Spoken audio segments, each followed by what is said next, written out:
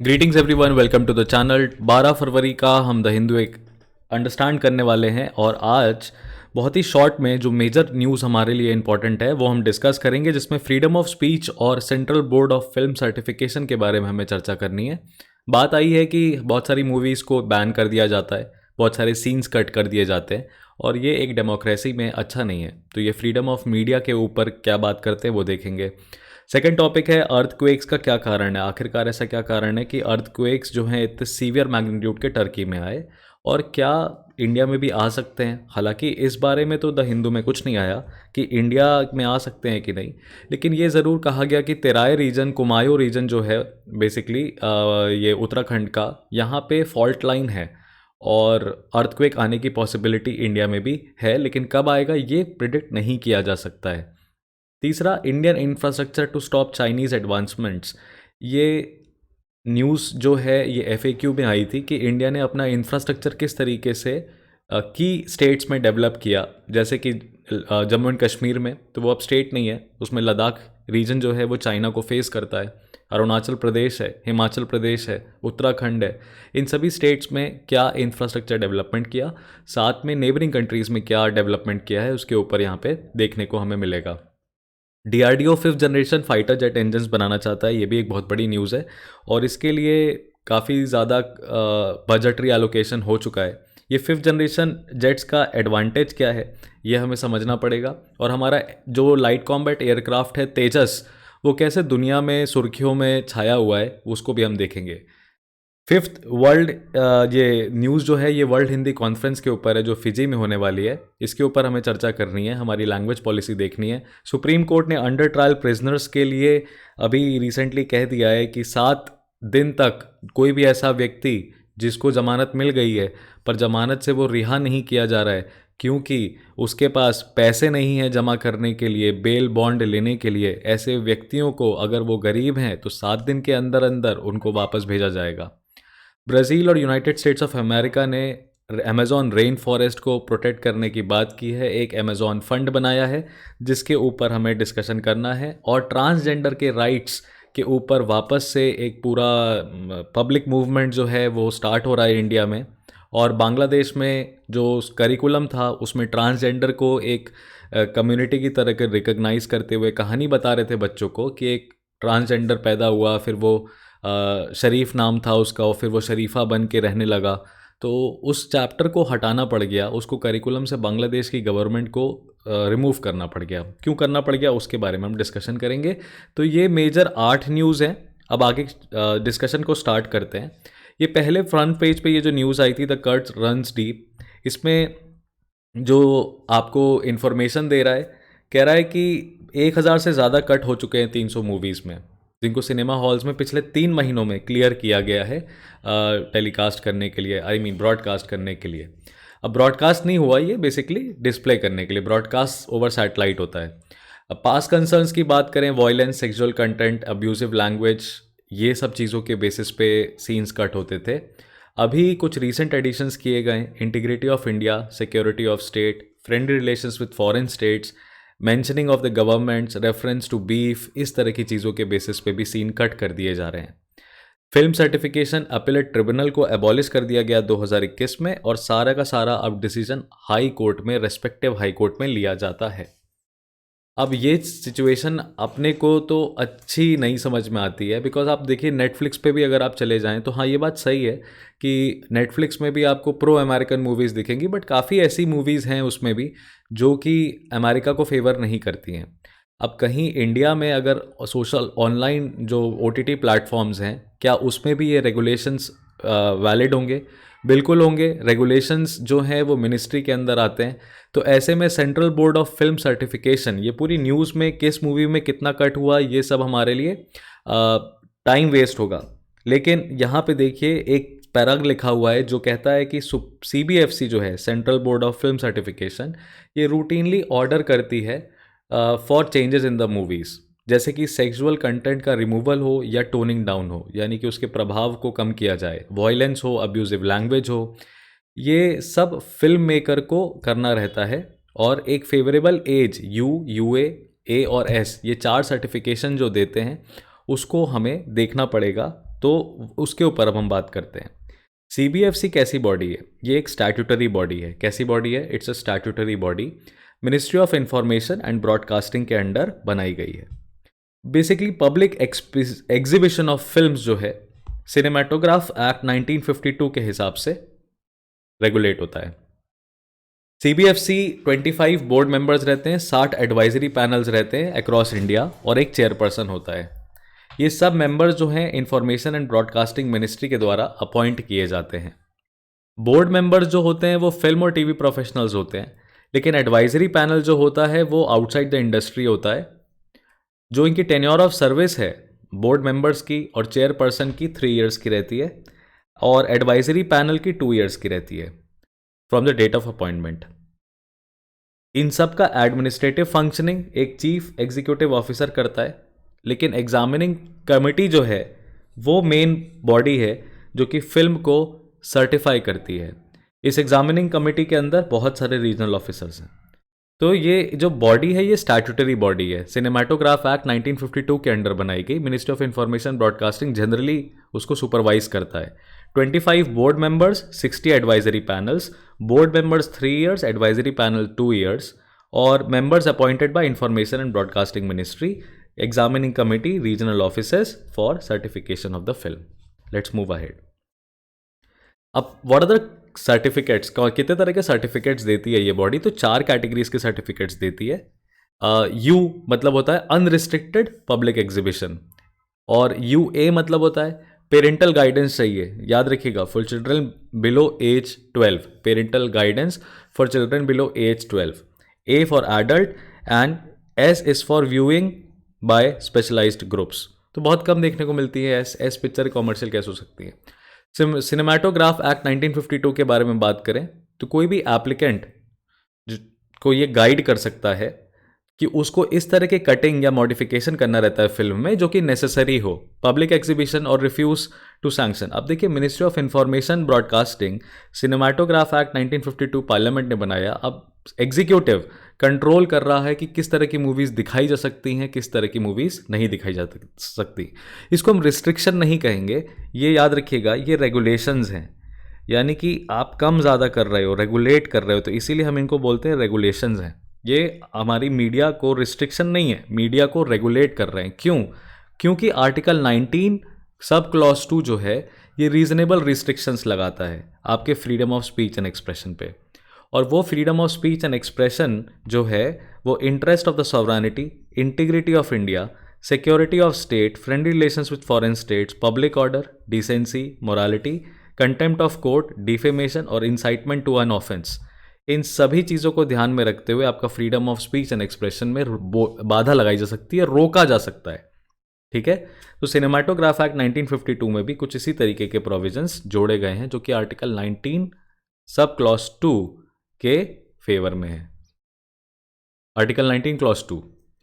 अब यहाँ पे ये देखने वाला है कि ये कॉन्स्टिट्यूशनल है कि नहीं है, सही है कि नहीं है। देखिए, हमें उसके ऊपर चर्चा नहीं करनी चाहिए, हमें सिर्फ और सिर्फ CBFC के ऊपर चर्चा करनी चाहिए। ये है कि नहीं, जैसे ही हम इस पर डिबेट करते हैं तो वो पॉलिटिकल हो जाती है। अब हम हमारी आज की दूसरी न्यूज़ को देखते हैं। ये टर्की के अर्थक्वेक्स इतने डेडली क्यों थे? जो अर्थक्वेक आए वो सिर्फ टर्की में नहीं आए। टर्की सीरिया अर्थक्वेक्स जो हैं, कहा जा रहा है कि वो पिछले 300 सालों की एक्यूमुलेटेड स्ट्रेन एनर्जी जो थी उसको रिलीज़ किया है। 300 सालों से बन रही एनर्जी अभी एकदम से रिलीज हुई। 2 अर्थक्वेक आए, 7.8 का, 7.5 का, साउथ ईस्टर्न टर्की में। ये लोकेशन देखिए ज़रा, south eastern Turkey, very close to Asia, claiming 17,000 lives. ठीक है, इस्तांबुल जो है इस सीज्मिक एक्टिविटी के बाहर रहा। 2 फॉल्ट लाइन यहाँ पे आपको बता रहे हैं, they are telling you fault lines. अब फॉल्ट लाइन्स क्या होती हैं? ये जो लाइनें बनी है बेसिकली ये एक टेक्टोनिक प्लेट है जो कि इस तरफ मूव कर सकती है, ये दूसरी प्लेट है जो कि इस तरफ मूव कर सकती है। जैसे ही मूवमेंट होगा तो ये एरिया में क्या होगा, रिपल्स आएंगे, शॉक्स आएंगे, और वो शॉक्स ट्रैवल करेंगे फिर अक्रॉस द रीजन। तो ये फॉल्ट लाइन की लोकेशन जो है, टर्की देखिए कितना वल्नरेबल एरिया में है। ये एक प्लेट है, टेक्टोनिक प्लेट, पूरी की पूरी, जिसके ऊपर टर्की टिका हुआ है। अब यानी कि ये वाली टेक्टोनिक प्लेट अगर इधर मूव करेगी तो भी टर्की में झटका आएगा, अफ्रीकन प्लेट मूव करेगी तो भी झटका आएगा, एगान प्लेट मूव करेगी तो भी झटका आएगा। तो ये लोकेशन की वजह से टर्की का हालत ऐसा हुआ है। यहाँ पे सीस्मोलॉजिस्ट ने यही हमें इस पूरे जो आर्टिकल आया है इसमें बताया है। ठीक है, तो ये एक बड़ा यूनिक फिनोमेना भी बताते हैं आपको कि वो फिनोमेना है बेसिकली स्ट्राइक स्लिप। ठीक है, स्ट्राइक स्लिप फिनोमेना है।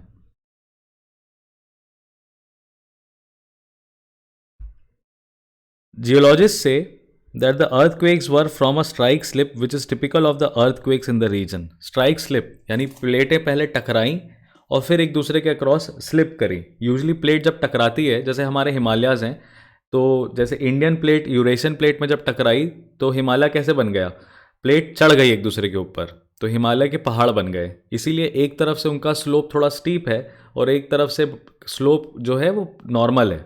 मतलब जो पहाड़ है अचानक से ऊंचे हैं, एक तरफ से देखेंगे दूसरी तरफ से देखेंगे तो आपको धीरे धीरे उसका ग्रेडियंट बढ़ते हुए दिखाई देगा। तो ये मूवमेंट होता है, ये आप ज्योग्राफी में पढ़ते हैं। और यहाँ पे जब आप देखेंगे तो हम कुछ बातें कर लेते हैं अब रिक्टर स्केल के ऊपर, क्योंकि क्वेश्चन आ चुके हैं इनके ऊपर, रिक्टर स्केल और मरकाली स्केल के ऊपर क्वेश्चंस आ चुके हैं। तो अर्थक्वेक के मैग्नीट्यूड को कैसे देखा जा सकता है वो समझना ज़रूरी है। अर्थक्वेक का जो मैग्नीट्यूड है वो सबसे ज़्यादा है, आउटडेटेड जो है वो रिक्टर स्केल है, 1935 में बनाया गया था। चार्ल्स फ्रांसिस रिक्टर जो है वो लॉगरिथमिक स्केल है, मतलब बेस 10 है उसमें, और हर number 10 fold increase in magnitude reflect करता है। यानी कि अगर 7 रिक्टर स्केल का मैग्नीट्यूड का अगर अर्थक्वेक आता है तो वो 10 गुना ज़्यादा इंटेंसिटी में होगा रिक्टर स्केल 6 से। बहुत बड़ी बात है। जो स्केल है वो magnitude 0 shock as one that produces at a distance of 100 kilometre a maximum amplitude of 1 micron using Wood Anderson seismograph. अब ये 1 रिक्टर क्या होता है, तो पहले 0 डिफाइन करना था। इसमें 0 रिक्टर का मतलब क्या है, तो 0 रिक्टर वो मिनिमम शॉक है जो कि आपको 100 किलोमीटर दूर में 1 माइक्रोन एम्पलीट्यूड का, यानी ये जो एम्पलीट्यूड है मूवमेंट का, रिपल का, उसमें 1 माइक्रोन मूवमेंट, ये कितना होना चाहिए, 10 टू द पावर -6 मीटर। ठीक है, 1 माइक्रोन, इतना मीटर का मूवमेंट होना चाहिए रिपल में, तो वो 0 रिक्टर होगा। अब उसकी इंटेंसिटी बढ़ती चली जाती है। अब उसके बाद अभी MM scale, modified मरकाली scale use करते हैं, जो कि इंटेंसिटी स्केल है, जो कि अर्थक्वेक को intensity on a scale of 1 याद करती कहती है। 1 आया तो नॉट फेल्ट, और 12 है तो एक्सट्रीम है। The maximum intensity in Turkey was 9 मरकाली scale के हिसाब से। इसका मतलब है कि अर्थक्वेक वॉयलेंट है, डैमेज कंसिडरेबल होगा डिज़ाइंड स्ट्रक्चर्स में, डैमेज सब्सटेंशियल बिल्डिंग्स में और पार्शियल कोलैप्स में लीड कर सकता है। मरकाली स्केल के हिसाब से 9 था, और रिक्टर स्केल के हिसाब से आप देख रहे हैं कि ये 7.8 और 7.5 मैग्नीट्यूड का था। तो दोनों ही स्केल कहीं ना कहीं इंटेंसिटी को दर्शाती हैं, पर दोनों स्केल के जो फंडामेंटल्स हैं वो काफ़ी अलग हैं। अब एक क्वेश्चन आपको कंसीडर करना है विथ रेफरेंस टू अर्थक्वेक्स। ठीक है, क्वेश्चन को आपको यहाँ पे देखिएगा। Shallow earthquakes are generally more devastating, shallow earthquakes carry greater energy when they emerge on the surface. इनमें से कौन से स्टेटमेंट्स करेक्ट हैं? अब ये शैलो अर्थक्वेक क्या है? देखिए, जब अर्थ को आप इस तरीके से नीचे की तरफ देखेंगे तो आपको यहाँ पे दिखाई देगा कि अर्थक्वेक्स जो हैं वो किसकी वजह से होते हैं, जब फॉल्ट लाइन पे प्लेटें टकराएं, जब फॉल्ट लाइंस पे प्लेट्स टकराएं। ठीक, अब ये जो क्रस्ट है ना, ये आप कहीं पे भी ये टूटा हो सकता है। तो ये जितना क्रस्ट के नज़दीक झटके लगेंगे प्लेट को, जितने, क्योंकि एक लेयर नहीं है, कई सारी लेयर्स हैं, तो क्रस्ट के जितना नज़दीक झटके लगेंगे अर्थ को, उतना ज़्यादा मैग्नीट्यूड सीवियर होगा, आपकी बिल्डिंगें कोलैप्स कर जाएंगी। लेकिन अगर अर्थक्वेक में झटका इस जगह पे आया, instead of this point earthquake came at A, तो उसका शॉक जो है वो ऊपर रीजन में एब्जॉर्ब होते हुए आएगा और उतना झटका आपको नहीं लगेगा। तो इस केस में दोनों स्टेटमेंट जो है सही है और आंसर यहाँ पे लिखा ही हुआ था, तो आप इसको चेक कर सकते हैं। ऑलराइट, आगे बढ़ते हैं। गवर्नमेंट अपने बॉर्डर इंफ्रास्ट्रक्चर को कैसे रैंप अप कर रही है, क्यों रैंप अप करना ज़रूरी है? भाई देखो, चाइना से बहुत खतरा है। चाइना, ये देखो अटल टनल की ठंडी में क्या हालत होती है।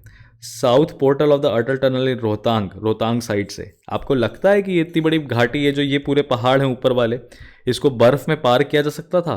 नहीं किया जा सकता था। ये अटल टनल ने पॉसिबल किया है। तो एकदम हमें 9 किलोमीटर तक पहाड़ चीरते हुए एकदम उस पार निकाल देता है। तो जाइए, बड़ा बड़ा बड़ा इंटरेस्टिंग एक्सपीरियंस होता है अटल टनल के के अंदर एंटर करना, और अटल टनल से निकलने के बाद नज़ारा एकदम चेंज होता है।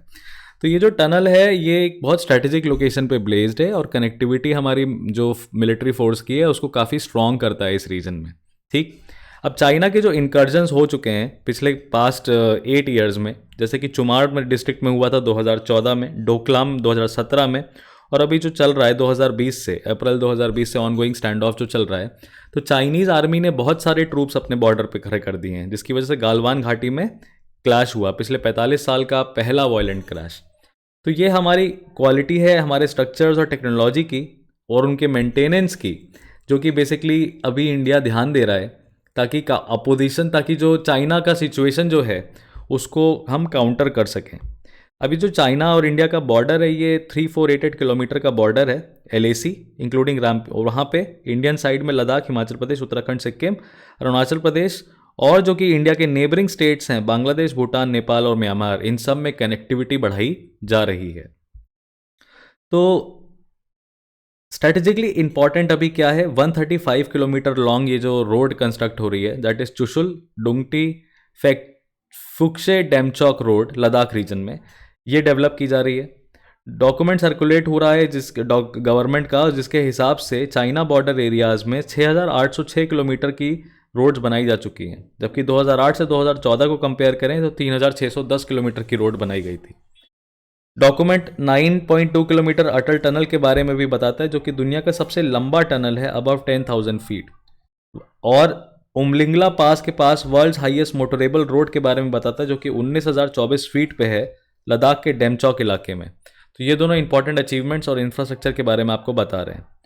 डॉक्यूमेंट में कई सारे road, railway, bridge, port connectivity projects के बारे में बात किया गया है नेबरहुड में, नेबरिंग कंट्रीज़ में, यानी नेपाल, बांग्लादेश और भूटान को हम कहीं ना कहीं इंटीग्रेटेड चेक पॉइंट्स और ट्रेड फ्लोज को प्रमोट करने की कोशिश कर रहे हैं।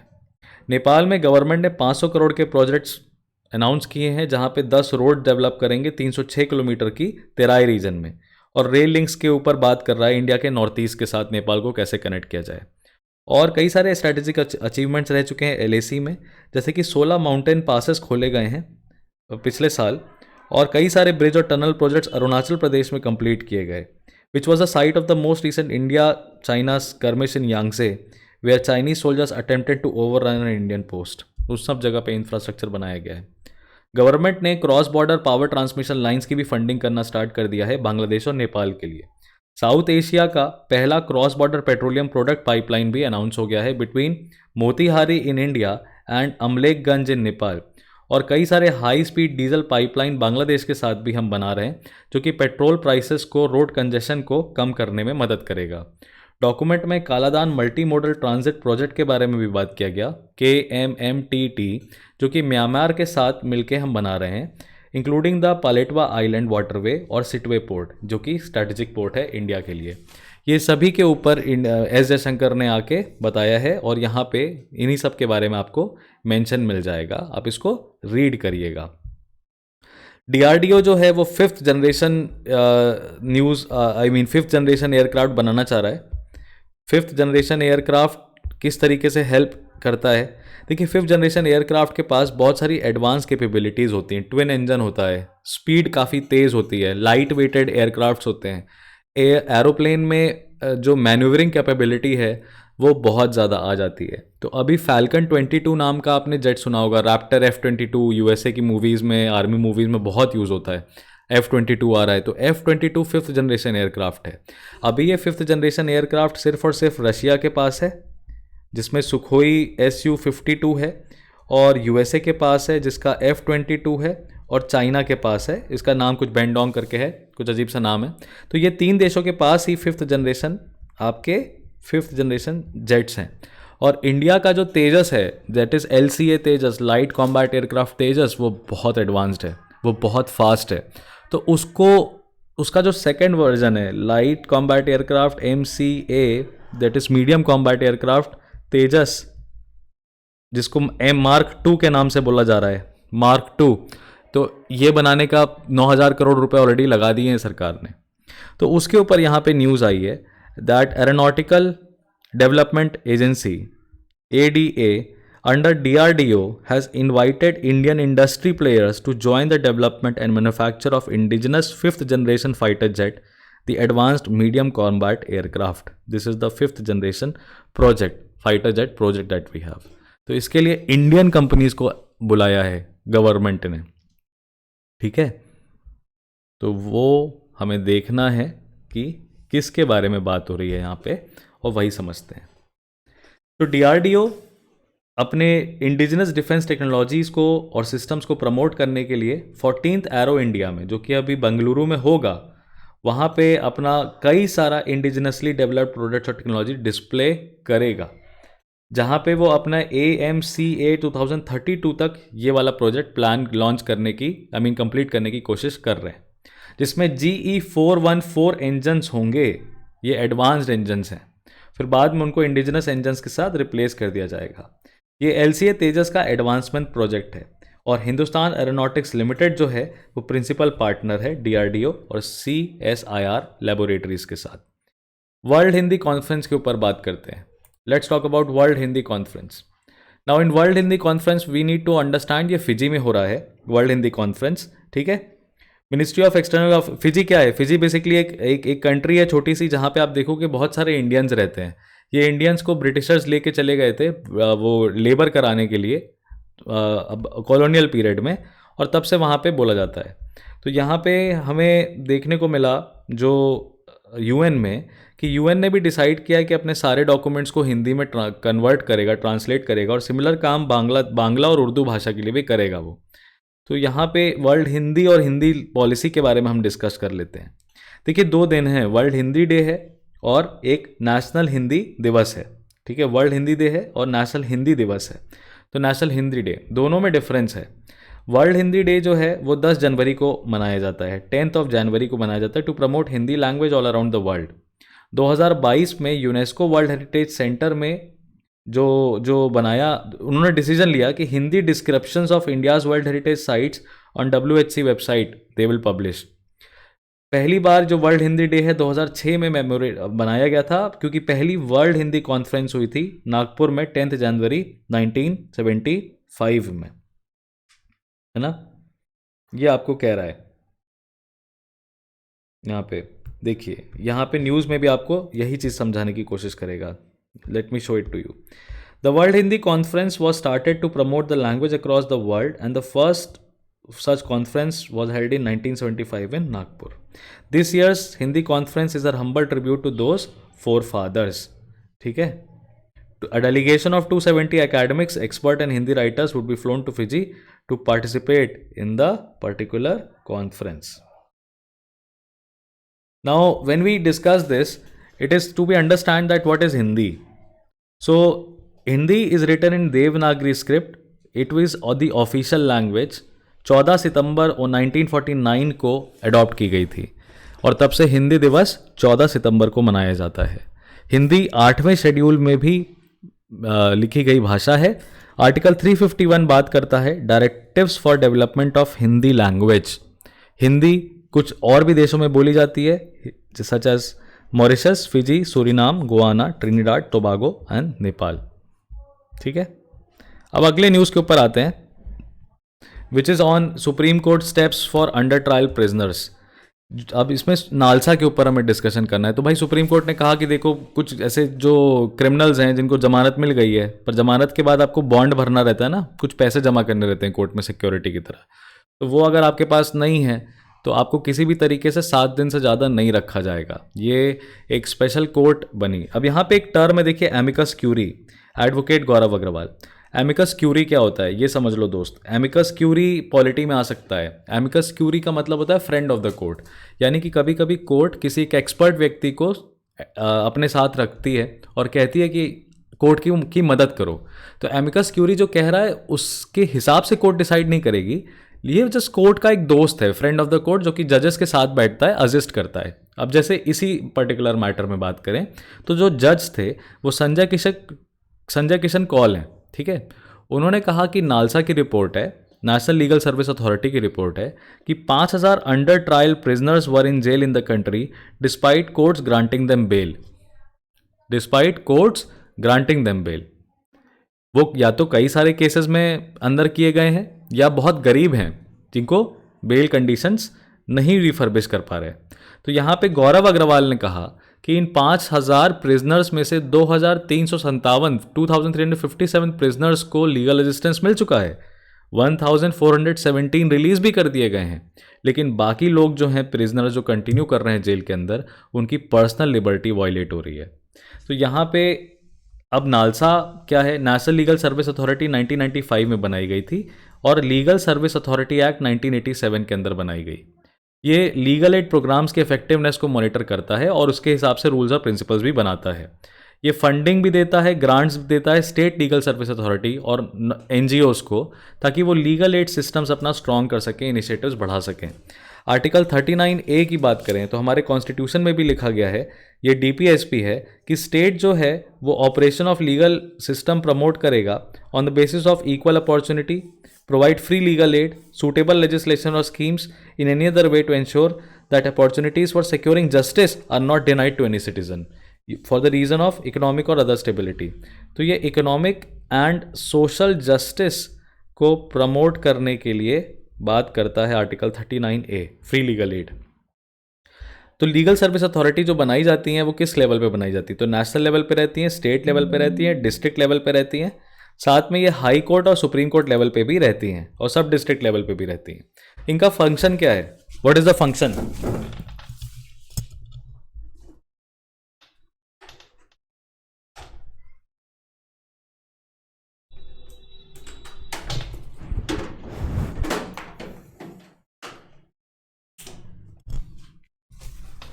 So their function is to provide free legal aid, advice, legal awareness, opinions, organize लोक अदालत और ऑल्टरनेटिव डिस्प्यूट रेजोल्यूशन के तहत जब बिना कोर्ट में जाए सेटलमेंट कराना और विक्टिम्स ऑफ क्राइम को कंपेंसेशन दिलवाना, ये सब है। अब क्वेश्चन आ जाता है, जैसे नालसा के ऊपर कई बार क्वेश्चन आए भी हैं प्रीलिम्स में कि कौन इसका पेट्रन इन चीफ होता है, चीफ जस्टिस ऑफ इंडिया होता है। स्टेट लेवल में chief justice of high court इसका पेट्रन इन चीफ होता है और डिस्ट्रिक्ट लेवल में डिस्ट्रिक्ट जज होता है, तालुका लेवल में सीनियर सिविल जज होता है। ये याद रखेंगे। आगे बढ़ते हैं। बाइडेन और लूला, बेसिकली लूला ये लूला जो है, he is basically the Brazilian president, that is Louis Inacio Lula the Silva, his name is Lula the Silva, is meeting जोई बाइडेन। दोनों के बीच में बहुत कॉमनैलिटी है। सबसे पहली कॉमनैलिटी दोनों के बीच में क्या है, दुनिया में दोनों डेमोक्रेसीज़ हैं, दुनिया में दोनों डेमोक्रेसीज़ हैं, एक साउथ अमेरिका में है, एक नॉर्थ अमेरिका में है। कॉमनैलिटी इनके बीच में ये है कि ये राइट विंगर्स को हरा के आए हैं अपने देश में। डोनाल्ड ट्रंप एक बहुत राइट विंग वाला व्यक्ति, जोई बाइडेन थोड़े से लिबरल, ठीक है। और वैसे ही जायर बोल्सोनारो जो कि इंडिया के साथ काफ़ी अच्छे ब्रिक्स में रिलेशन बन रहे थे ब्राज़ील के साथ, वो राइट विंग थे, अब वो हट गए और ये लूला डा सिल्वा है। दोनों कंट्रीज़ में इलेक्शन के बाद अटैक हुए उनकी पार्लियामेंट पे। जो मॉब है उन्होंने इलेक्शंस के रिजल्ट्स को स्वीकारा नहीं और अटैक हुआ। तो दोनों कंट्रीज़ ने कहा कि यार ये सब चीज़ें हम लोग को मिलके अवॉइड करनी पड़ेंगी, कुछ ऐसा इन्वायरमेंट बनाते हैं कि आपके और हमारे देश में दोनों में एंटी डेमोक्रेसी वाले प्रोटेस्ट ना हो सकें। जो मेन बात इन्होंने हमारे लायक करी है वो ये करी है कि ये अमेज़ॉन को, यानी कि लंग्स ऑफ द वर्ल्ड को बचाने के लिए एक पॉलिटिकल डिसीजन लेने की बात कर रहे हैं। यूक्रेन के मामले में दोनों देशों का कुछ अलग मानना है, उसके ऊपर इनके जॉइंट स्टेटमेंट्स में कुछ नहीं कहा गया।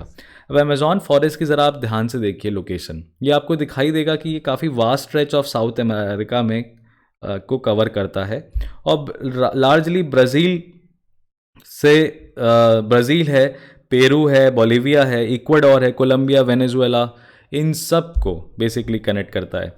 ये जो अभी एक लिविंग अमेज़ॉन की रिपोर्ट आई थी COP27 में, वर्ल्ड वाइड फंड ने निकाली, कहा कि 35% of the rain forest is the totally lost और हाईली डिग्रेडेड। ये शर्म एल शेख में जो COP27 अभी हुआ था। तो उसके बाद ये जो एग्रीमेंट हुआ ये बहुत इंपॉर्टेंट है, ठीक है। Now in this what we need to understand that Amazon forest जो है they are threatened due to deforestation, fire and degradations. These are the main causes of concern. जो सरफेस वाटर है वो भी ख़त्म हो गया है, रिवर्स जो हैं वो डिस्कनेक्टेड हो गई हैं, पॉल्यूटेड हो गई हैं, और अमेजॉन पे बहुत ज़्यादा प्रेशर आ रहा है। अब ये जो प्रेशर है ये हमारे प्लानट को शॉर्टली अफेक्ट करेगा, ऐसी ये रिपोर्ट कह रही है, तो इसलिए अमेजॉन को प्रोटेक्ट करना ज़रूरी है। ये लार्ज ट्रॉपिकल रेन फॉरेस्ट हैं, याद रखिएगा, जो कि अमेजॉन रिवर का ड्रेनेज बेसिन भी हैं। नॉर्थ और बेसिकली अमेजॉन रिवर की जो ट्रिब्यूटरीज हैं नॉर्दर्न सदर्न अमेरिका में, वो 6 lakh square kilometre 60 lakh square kilometre cover करती हैं। ये ट्रॉपिकल फॉरेस्ट होती क्या है? ये क्लोज्ड कैनोपी फॉरेस्ट होती हैं, growing within 28 degrees north and south of the equator, ठीक है, ट्रॉपिकल रीजन्स में। ये बहुत वेट प्लेसेस हैं, receiving more than 200 centimetre rainfall per year, seasonally या throughout the year. Temperatures भी काफ़ी ज़्यादा रहते हैं, between 20 degree Celsius and 35 degree Celsius. Brazil का क्योंकि ये 40% इलाका कवर करती हैं, तो Guiana highlands to the north, Andes mountains to the west, Brazilian central plateau to the south and Atlantic ocean to the east. इनकी यूनिक पोजीशन भी ऐसी है कि ये काफ़ी वाइल्ड लाइफ को भी सपोर्ट करते हैं वहाँ पे, तो उनको प्रोटेक्ट करना है। और यहाँ पे अमेजॉन फंड के ऊपर भी बात हुई, तो याद रखिएगा अमेजॉन फंड एक प्राइवेट फंड है जो कि अमेरिका और ब्राज़ील ने मिलकर बनाया है। अब आखिरी न्यूज़ पे हम आते हैं जो कि LGBTQ के राइट्स के ऊपर है। अब बांग्लादेश में जैसा कि मैंने आपको बताया कि बुक्स विड्रॉ कर दी गई हैं। ऑब्वियसली राइट विंग मुस्लिम जो फैक्शन है, इस्लामिस्ट ग्रुप्स हैं, उन्होंने कहा कि ये गे राइट्स और ये सब चीज़ों को आप प्लीज़ नॉर्मलाइज मत करिए। अब वहीं हम इंडिया की बात करें तो हॉरिजॉन्टल कोटा की डिमांड इनकी बढ़ रही है। ये हॉरिजॉन्टल कोटा क्या होता है? हॉरिजॉन्टल कोटा मतलब एक वर्टिकल कोटा होता है, जैसे SC ST OBC को कितनी सीटें मिलेंगी वो वर्टिकल कोटा हो गया। अब OBC कैटेगरी के अंदर भी महिला आ जाती है, OBC कैटेगरी के अंदर और भी वर्ग आ जाते हैं, स्टेट डोमिसाइल आ जाता है, तो वो हर जगह पे एक हॉरिजॉन्टल रिजर्वेशन भी लगता है। तो SC में अगर आप उसी स्टेट के SC हैं, आप दूसरे स्टेट के SC हैं, तो स्टेट डोमिसाइल है, तो उसी स्टेट के SC को प्रेफरेंस मिलेगा, पहली सीटें लॉक होंगी उसकी। तो ये हॉरिजॉन्टल रिजर्वेशन होता है। तो EWS रिजर्वेशन भी क्या है, एक तरीके से आप देखेंगे उसको तो वो अब हॉरिजॉन्टल नहीं रह गया ना, वो तो एक वर्टिकल रिजर्वेशन हो गया, एक नई कैटेगरी बन गई है अभी रिसेंट के जजमेंट के बाद। तो ट्रांसजेंडर कम्युनिटी को सुप्रीम कोर्ट ने 2014 में बेसिकली बोल दिया था कि ये सोशली एजुकेशनली बैकवर्ड क्लास है। क्या बोला था? सोशली और एजुकेशनली बैकवर्ड क्लास। अब सोशली एजुकेशनली बैकवर्ड क्लास बोलने का मतलब कि आप उनको अदर बैकवर्ड क्लासेस में इंक्लूड कर देंगे, because socially educationally backward class भी एक नई तरह की क्लास बनाई गई। अब ट्रांसजेंडर कम्युनिटी कह रही है कि हमको OBC में एक नई जाति नहीं बनना है, हमको OBC लोगों के साथ compete नहीं करना है उन सीटों के लिए, ट्रांसजेंडर्स के लिए अलग से एक रिजर्वेशन बनाए। पार्लियामेंट में यूनियन गवर्नमेंट ने साफ मना कर दिया, कहा कि हमारा कोई भी प्लान नहीं है अभी किसी भी तरह का स्पेशल कोटा देने का, ठीक है। एक्टिविस्ट को, लॉयर्स ये कहा कि, तो लोगों ने कहा कि यार ये जो अब जो मूवमेंट है ये तो बढ़ना ही है। तो उसके बाद आपको पूरी सिचुएशन यहाँ पे बताएगा। हम देख लेते हैं बेसिकली इंपॉर्टेंट पॉइंट्स हमारे लिए क्या ज़रूरी हैं समझने के लिए।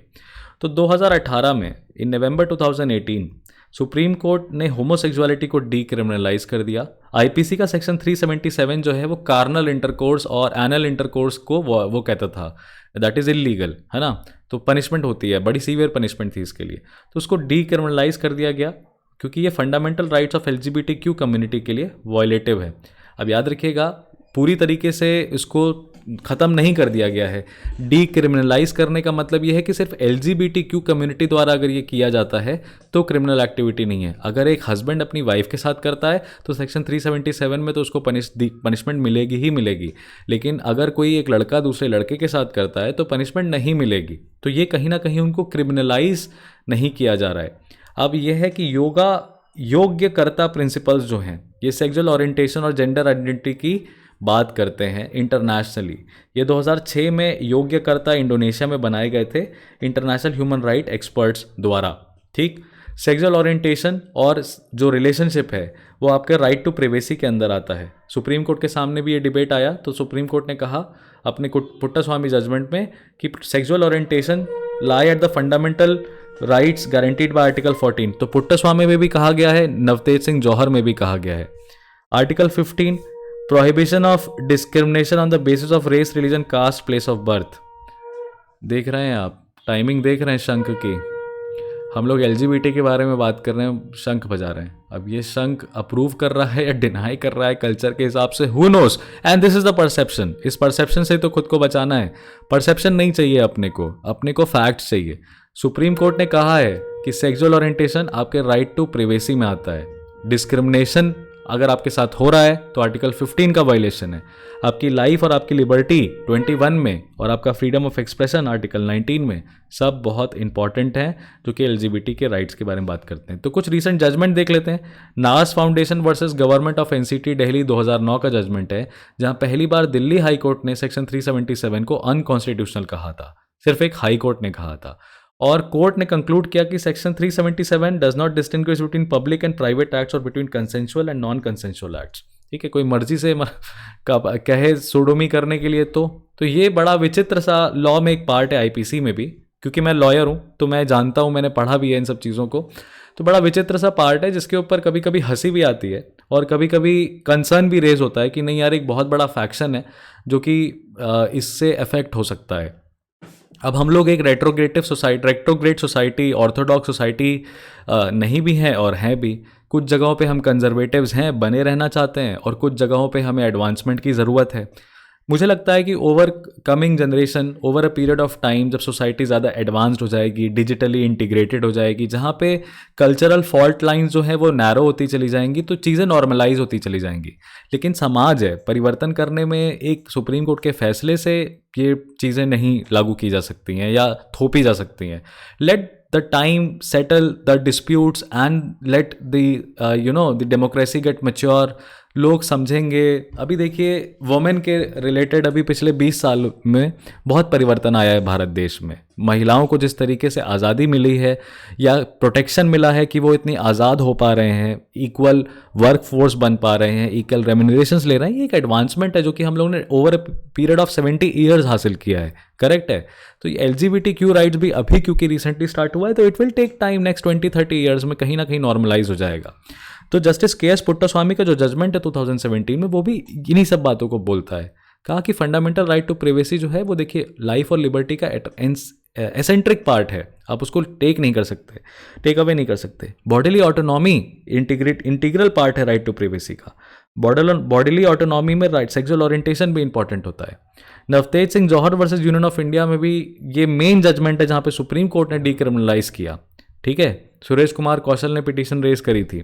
अब नालसा में 2014 में सुप्रीम कोर्ट ने कहा कि ट्रांसजेंडर्स थर्ड जेंडर में, तो अभी आपसे फॉर्म भरवाओ तो मेल, फीमेल और अदर्स पूछता है। तो ये सब सुप्रीम कोर्ट की वजह से ही हो रहा है। अब उनको रिजर्वेशन देना है कि नहीं देना है, ये एक पॉलिटिकल डिबेट अगेन हो जाती है। तो अब देख सकते हैं, गवर्नमेंट ने कह दिया कि before declaring in parliament it was not considering quotas for trans people, the union social justice ministry was unveiling a proposal to include them in the OBC category, but now they have stated that हम अलग से तो नहीं दे पाएंगे। ठीक है, but nothing in the NALSA judgment prevents the state और the centre from bringing reservation within each category. SC ST, ये Karnataka, as the Karnataka government did on the heels of high court order for 1% across the state reservation. ठीक है, openly gay lawyer to be cleared for high court justice by the supreme court collegium. ये बड़ा recent movement आ रहा है। तो आपने देखा कि यहाँ पे हमने लगभग सारे न्यूज़, सारे पॉइंट्स को इन ब्रीफ डिस्कस कर लिया। सभी में क्वेश्चंस इंपॉर्टेंट नहीं होते, कुछ में कंटेक्स्ट इंपॉर्टेंट था, उसको डिस्कस कर लिया। So that's all for the editorial analysis today. I hope you enjoyed the session. काफ़ी ब्रीफ रहा हमारा सेशन। आप न्यूज़पेपर को प्लीज़ ज़रूर पढ़िएगा, सिर्फ इस वीडियो के भरोसे नहीं बैठना है अपने को, अखबार को एक बार पढ़ने की कोशिश अपना डेली बेसिस पे करनी है।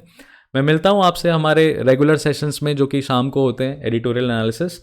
And all right, all the best. I see you guys in the next session.